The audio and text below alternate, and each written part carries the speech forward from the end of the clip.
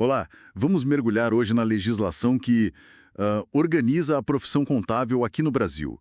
O foco é o Decreto-Lei 9.295, lá de 1946, mas, claro, com as atualizações importantes da Lei 12.249, de 2010.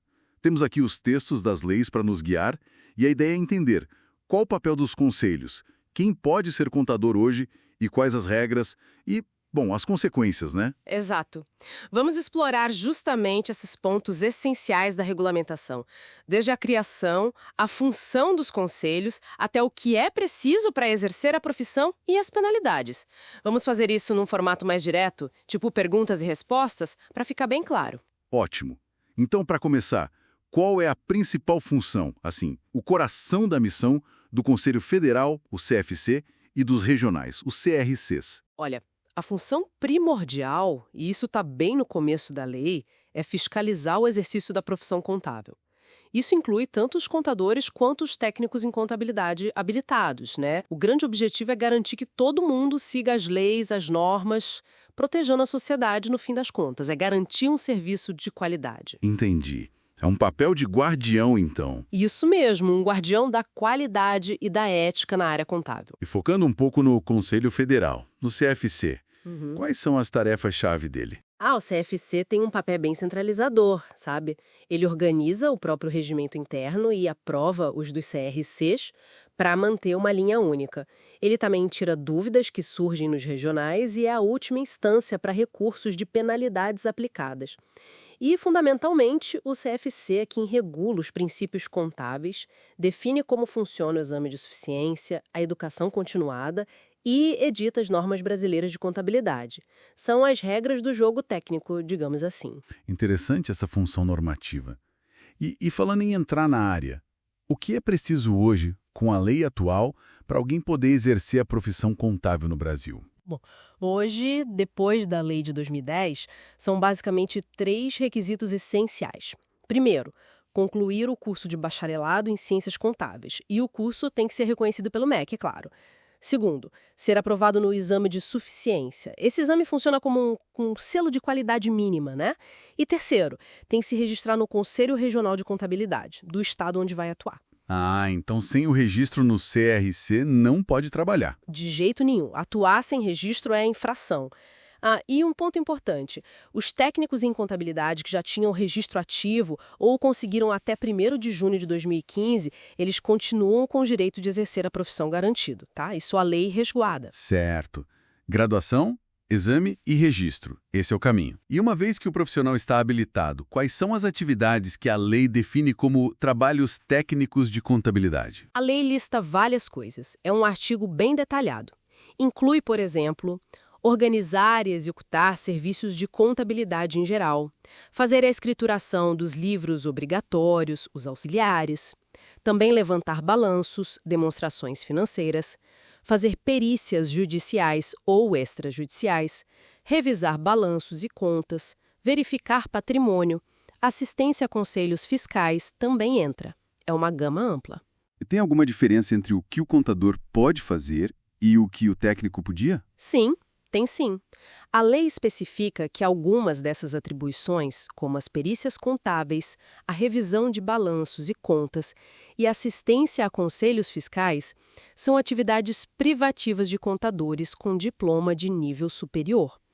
Claro, sempre respeitando os direitos adquiridos por técnicos antes dessa definição mais recente. Entendido.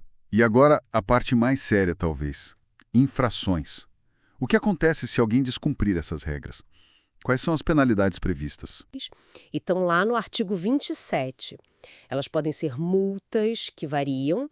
Para exercício ilegal, por exemplo, a multa maior pode ir de 1 a 10 anuidades. Outras infrações de 1 a 5. Para empresas pode ser ainda maior. Além das multas, pode haver? Suspensão do exercício profissional. Suspensão? Por quanto tempo? Pode chegar a 2 anos, se for por falsidade de documento, por exemplo, ou fraude fiscal. Ou de 6 meses a 1 ano, se ficar comprovada uma incapacidade técnica no desempenho da função.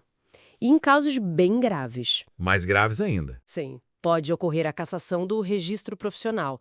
Isso acontece em situações como incapacidade técnica muito grave, condenação por crime contra a ordem econômica ou tributária, sabe? Ou se apresentar prova falsa para conseguir o registro, ou se apropriar de dinheiro de cliente. Mas a cassação é uma medida extrema, precisa ser aprovada por 2/3 do plenário do Tribunal Superior de Ética e Disciplina. Nossa, realmente são consequências pesadas, mostra a responsabilidade da profissão e para manter toda essa máquina funcionando. Os conselhos, a fiscalização, a normatização, de onde vem o dinheiro, como eles se financiam. A receita vem principalmente dos próprios profissionais e das organizações contábeis. É um sistema que se autofinancia, basicamente. O CFC, o federal, ele recebe uma parte 1/5 da renda bruta dos CRCs, tirando doações e legados específicos, né? E também pode receber doações próprias. Já os CRCs ficam com a maior parte, 4/5, das taxas que cobram para emitir a carteira profissional, das multas que aplicam e principalmente das anuidades que os contadores, técnicos e empresas pagam todo ano. E essas anuidades têm um valor fixo. A lei estabelece limites máximos para elas, definidos lá no artigo 21. E esses valores podem ser corrigidos anualmente usando o IPCA como índice. Certo.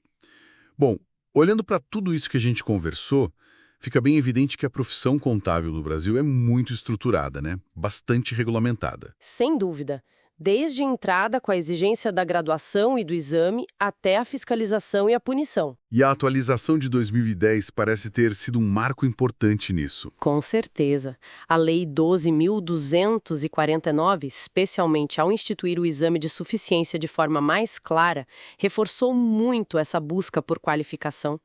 Ela criou um sistema mais robusto de responsabilidades e consequências, o que, no final, valoriza o bom profissional e dá mais segurança para a sociedade que usa esses serviços. E os conselhos, o federal e os regionais, são as peças centrais que fazem esse sistema funcionar. Perfeito.